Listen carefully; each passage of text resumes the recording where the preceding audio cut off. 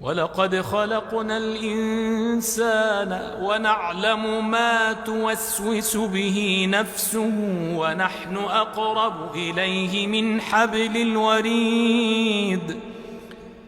إذ يتلقى المتلقيان عن اليمين وعن الشمال قعيد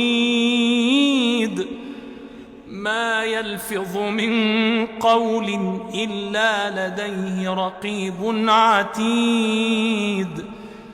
وجاءت سكرة الموت بالحق ذلك ما كنت منه تحيد ونفخ في الصور ذلك يوم الوعيد وجاءت كل نفس معها سائق وشهيد لقد كنت في غفلة من هذا فكشفنا عنك غطاءك فبصرك اليوم حديد وقال قرينه هذا ما لدي عتيد ألقيا في جهنم كل كفار عنيد مناع للخير معتد مريب الذي جعل مع الله إلها آخر فألقياه في العذاب الشديد قال قرينه ربنا ما أطغيته ولكن كان في ضلال بعيد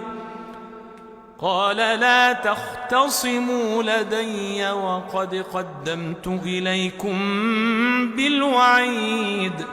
ما يبدل القول لدي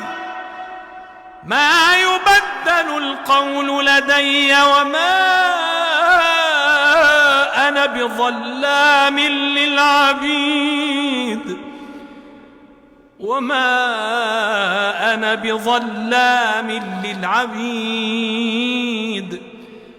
يوم نقول لجهنم هل امتلأت وتقول هل من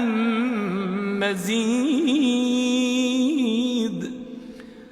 وأزلفت الجنة للمتقين غير بعيد وما أنا بظلام للعبيد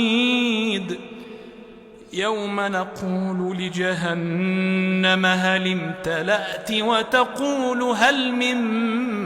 مزيد وأزلفت الجنة للمتقين غير بعيد